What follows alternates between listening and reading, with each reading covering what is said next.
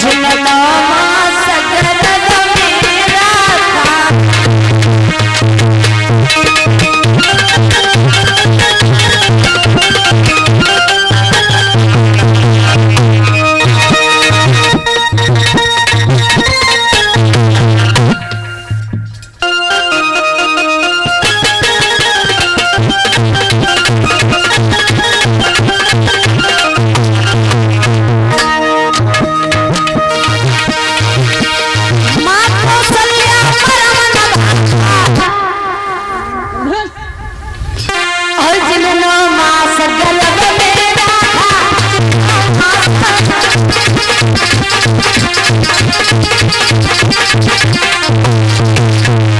और भैया करण राम जी ने लगा दिया है, भैया तुम नहीं जानते। लक्ष्मण जी कहने लगे तुम्हें मालूम है दशरथ पिता मरम जो खोते कोई बना कौन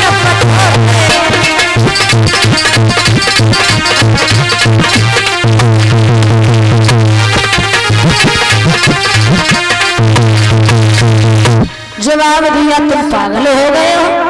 अरे मल्ला कह रहा कि हम तुम्हारे मर्म को जानते हैं। भला ये क्या मर्म को जानता है? माँ कौशल्या मर्म न वाखा और जिन 9 मास गर्भ में राखा। दशरथ पिता मर्म जो पोते तो प्रण तज मोहि बन कौन पठोते। मेरे पिता ने मेरे मर्म को नहीं जान पाया। और भला ये केवट कह रहा है कि हम तुम्हारे मर्म को जानते हैं। हाँ राम जी कहने लगे भैया तुम नहीं जानते। और जो ये कहा है अब तो भाई समय पे राम जी समझ गए। और केवट भी बड़ा चक्कर में पड़ा है। केवट ये सोच रहा है कि मैं चला जाऊं या न जाऊं, क्या करूं, समझ में नहीं आता है कि अवतारी है या कोई अन्य पुरुष है। फिर केवट ने दिमाग लगाया कि अगर अवतारी होते तो गंगा जी को पार कर जाते, काहे को नाव मंगाते। फिर सोचा है कि गंगा को पार कर भी जाते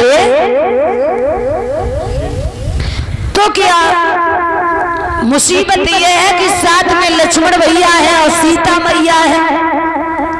फिर केवट सोचने लगा तब भी गंगा को पार कर जाते। लखन लाल की भुजा कह लेते और सीता को गोदी ले लेते। श्री गंगा को पार कर जाते और फिर गाय को मुझसे नाव मंगाते। कहा कि फिर भी पार कर जाते गंगा मैया को। लेकिन विचार कर रहे हैं और केवट सोच रहा है, उधर राम जी खड़े खड़े विचार कर रहे हैं। लेकिन केवट ये सोच रहा है क्या ये वही भगवान है जो बलि के द्वार पर आकर के 3 कदम में तीनों लोग नाप लिए। तो इनके लिए गंगा कौन सी बड़ी चीज है। फिर भगवान राम ने आवाज लगाई भैया ज्यादा देरी नहीं करो क्योंकि हमें बहुत दूर जाना है, जंगल में जाना है। केवट ने आवाज लगाई है हे नाथ मैं ऐसे नहीं आऊंगा। बोले फिर जवाब दिया क्योंकि हम तुम्हारे मर्म को जानते हैं। और केवट बोला है अरे सुज्ञानी सुज्ञानी ओ हम जानी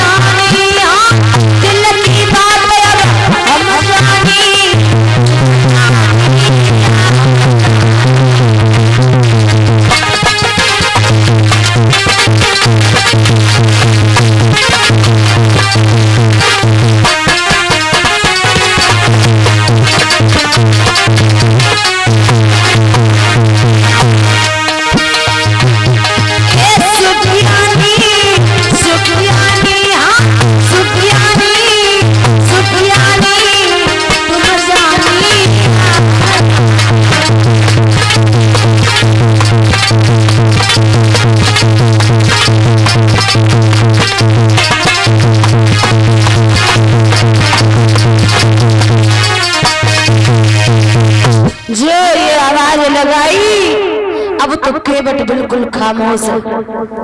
राम ने कहा भैया जो भी कहना है वो कह दो, लेकिन जरा आप जल्दी आओ क्योंकि हमें बहुत दूर जाना है। केवट फिर दूर से वही शब्द कहता है, नाथ मैं ऐसे नहीं आऊंगा क्योंकि मैं तुम्हारे मर्म को जानता हूँ। भगवान राम समझ गए ये बड़ा चालाक है, समझदार है। अब हमें मालूम है कि केवट ऐसे नहीं आएगा, और जो मरम वाली बात कहता है ना, क्योंकि मरम भला किया जानता है, तो कहा मरम वाली बात। ये केवट जो था युग सतयुग में ये कछुआ था जो क्षीर सागर में रहता था, जहां भगवान नारायण अपनी सैया पर शयन करते थे और लक्ष्मी मैया पैरों की सेवा किया करती थी। एक दिन की बात है, कछुआ के मन में बड़ा विचार आया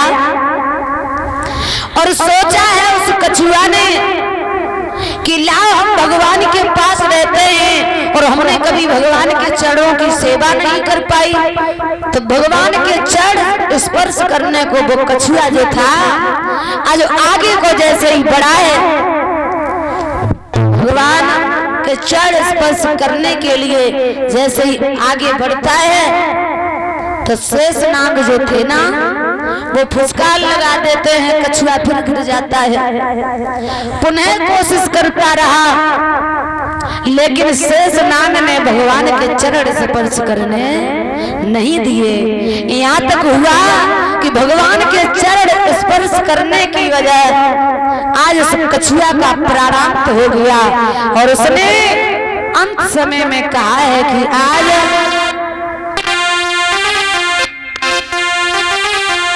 मेरे मन की मन में रही और छुई नहीं पाए चरण श्री हरि के मन की मन रही।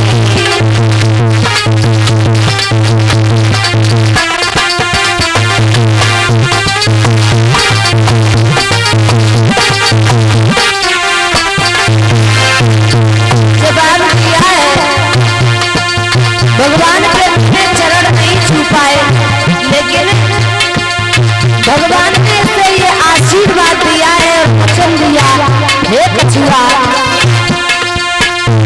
समय का इंतजार करो युग त्रेता में,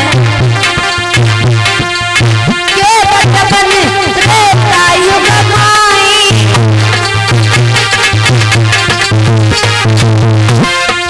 भगवान नारायण बोले युग त्रेता में तुम केवट बनोगे तब हम राम रूप लेकर के आएंगे और चरणों की सेवा नहीं बल्कि इन्हीं चरणों को तुम अपने हाथों से धुलोगे। जाओ ये मेरा वचन है। केवट बने त्रेता युग माई,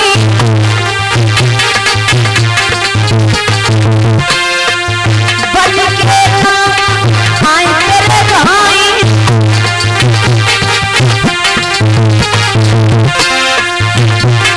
भक्ति तेरी सफल भई कोई नहीं पाए चरण श्री हरि के।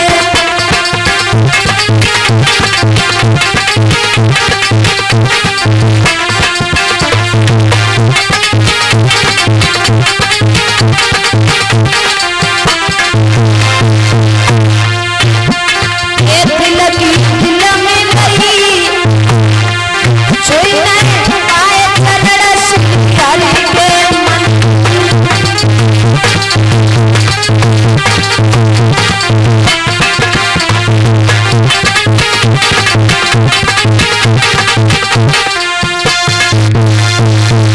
अब तो 22 समय पे जो ये लाइट चली गई है तो कंकड़ खत्म।